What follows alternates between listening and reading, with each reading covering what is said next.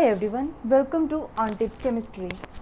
आज हम लोग ऑर्गेनिक केमिस्ट्री के सबसे ज़्यादा इम्पॉर्टेंट टॉपिक की बात करने वाले हैं, difference between delocalisation and resonance.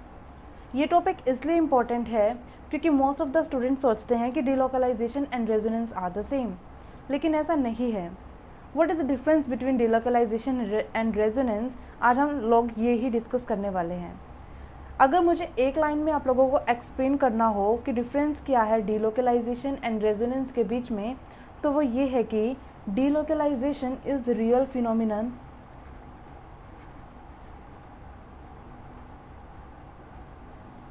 and resonance is hypothetical phenomenon.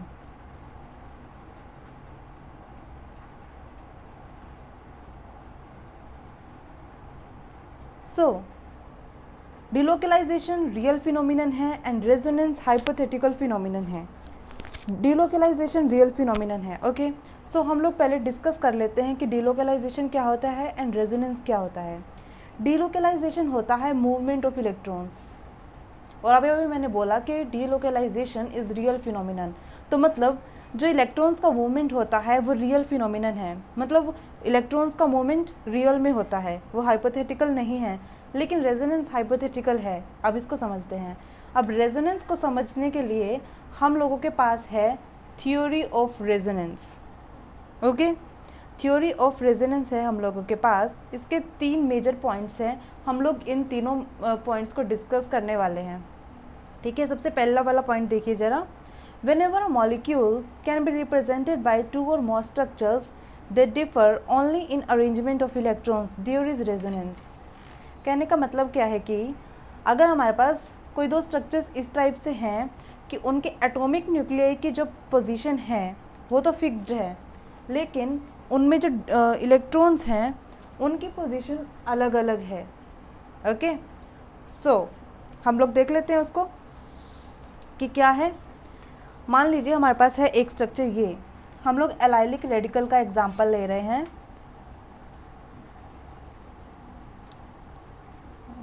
Sorry, CH2। हमारे पास एक स्ट्रक्चर ये है, नंबर 1। नंबर जो सेकंड स्ट्रक्चर है वो ये है, ये जो फर्स्ट स्ट्रक्चर है एंड द सेकंड स्ट्रक्चर है, दोनों के दोनों एलाइलिक रेडिकल हैं। दोनों के अंदर जो एटम्स हैं वो फिक्स पोजीशन पर हैं। कार्बन फिक्स्ड है ना, हाइड्रोजन भी फिक्स्ड है, सबकी पोजीशन फिक्स्ड है। लेकिन इलेक्ट्रॉन, देखिए इस वाले इलेक्ट्रॉन की क्या हो रही है, यहाँ पर मूवमेंट हो रही है, ठीक है, यहाँ पर इसकी मूवमेंट हो रही है। तो ये दोनों क्या हुए, रेजोनेटिंग स्ट्रक्चर्स हुए, ठीक है।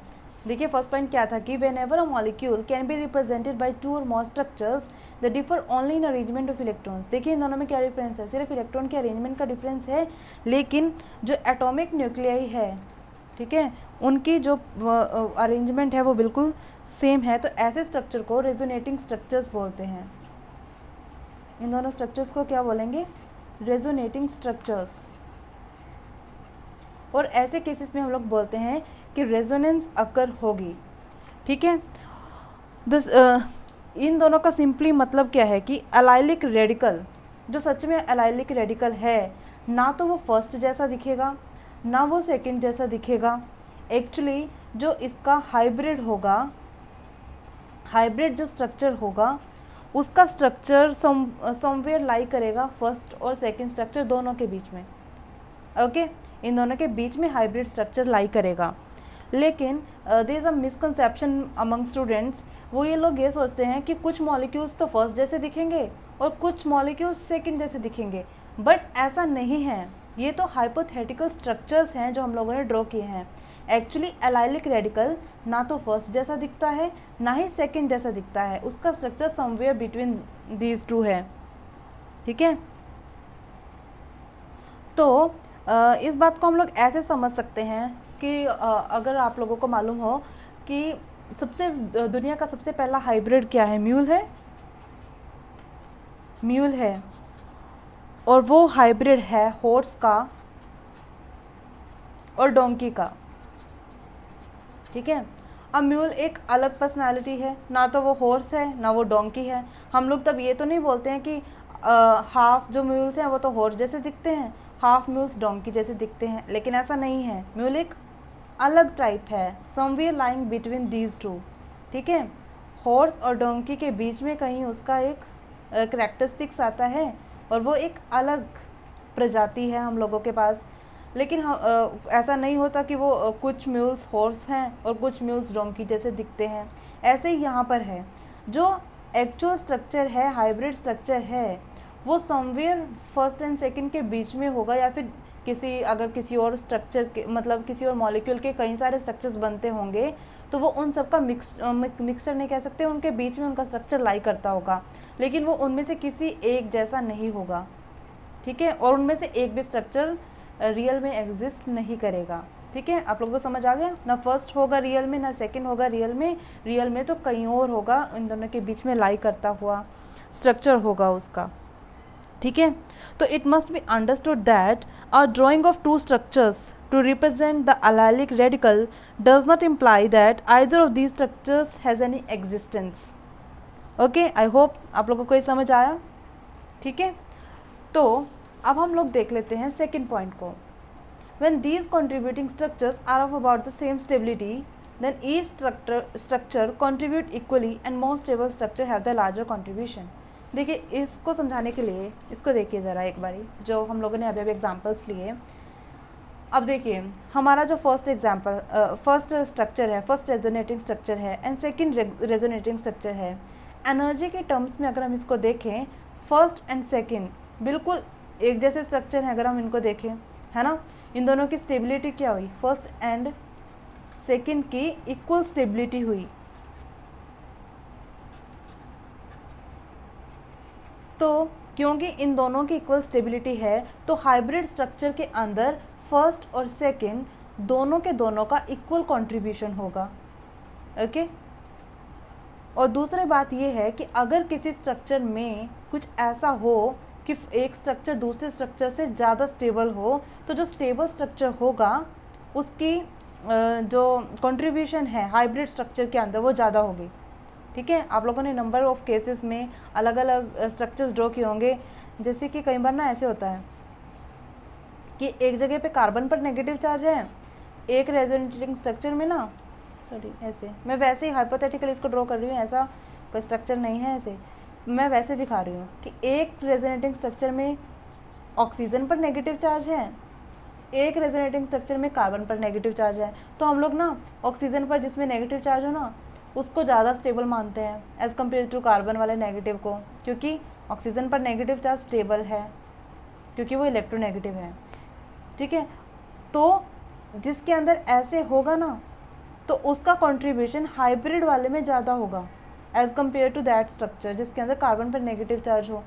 ठीक है, ये सिर्फ समझाने के लिए मैं बोल रही हूँ, मैं ये वाली बात समझाने के लिए आपको ये बात बोल रही हूँ कि जितना ज़्यादा स्टेबल होगा कोई भी कंट्रीब्यूटिंग स्ट्रक्चर, उसका कंट्रीब्यूशन हाइब्रिड स्ट्रक्चर के अंदर उतना ही ज़्यादा होगा। लेकिन जो हमने अभी ड्रॉ किया ना, वो जो ये इन दोनों का ही इक्वल कंट्रीब्यूशन होगा क्योंकि इन दोनों की स्टेबिलिटी भी सेम है। ठीक है, अब हम नेक्स्ट पॉइंट देख लेते हैं इसका, which is very very important. The resonance hybrid is more stable then any of the contributing structure. और जो इंक्रीज इन स्टेबिलिटी हुआ है उसको बोलते हैं रेजोनेंस एनर्जी। देखिए, हमारा स्ट्रक्चर नंबर 1 है, स्ट्रक्चर नंबर 2 है, और रियल मॉलिक्यूल हाइब्रिड स्ट्रक्चर है, ना फर्स्ट है ना सेकंड है। जो हमारा थर्ड पॉइंट है वो ये कह रहा है कि जो हाइब्रिड स्ट्रक्चर हम लोगों ने लिया वो फर्स्ट स्ट्रक्चर और सेकंड स्ट्रक्चर इन दोनों से ज़्यादा स्टेबल होगा।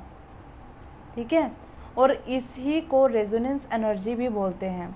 इस चीज़ को मैं और अच्छे से आप लोगों को एक्सप्लेन कर सकती हूँ। देखिए, हम लोगों ने ना लिया है, देखिए CH3 CH2 CH3। ठीक है, हम लोगों को इसका एक H रेडिकल निकालना है। ठीक है, क्या बन जाएगा यहाँ पर? CH3 CH2 radical plus H radical, इस प्रोसेस के लिए जो डिसोसिएशन एनर्जी चाहिए वो है +98 किलो कैलोरी। ओके, दूसरी तरफ मैं लेती हूँ ये,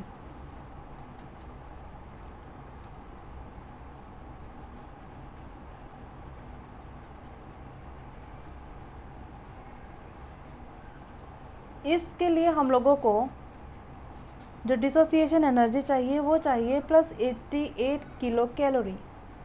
अब देखिए, दोनों स्ट्रक्चर्स के अंदर कार्बन बिल्कुल सेम है, जो डिफरेंस है वो डिफरेंस क्या है, यहाँ पर हम लोगों को मिल रहा है अलाइलिक रेडिकल,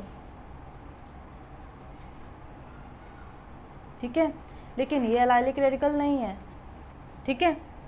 सो यहाँ पर कम एनर्जी चाहिए डिसोसिएशन करने के लिए, यहाँ पर कम एनर्जी चाहिए। क्यों यहाँ पर कम एनर्जी चाहिए? क्योंकि एलाइलिक रेडिकल स्टेबलाइज्ड है, उसको बनाने के लिए इतनी एनर्जी नहीं चाहिए जितना कि इस रेडिकल को बनाने के लिए चाहिए। ओके, और यहीं से हमारे पास टर्म आई रेजोनेंस एनर्जी की, ठीक है। अब रेजोनेंस एनर्जी क्या है? हम लोग हमेशा बोलते हैं कि जितनी ज़्यादा रेजोनेंस एनर्जी होगी उतना ही ज़्यादा स्टेबिलिटी इंक्रीज करेगा, है ना। हम लोग हमेशा ये बात बोलते हैं कि जितनी ज़्यादा रेजोनेंस एनर्जी उतना ज़्यादा स्टेबिलिटी।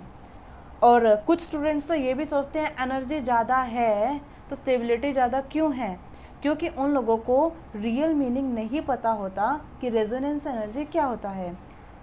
अब हम यही देखने वाले हैं कि रेजोनेंस एनर्जी क्या है। देखिए, अब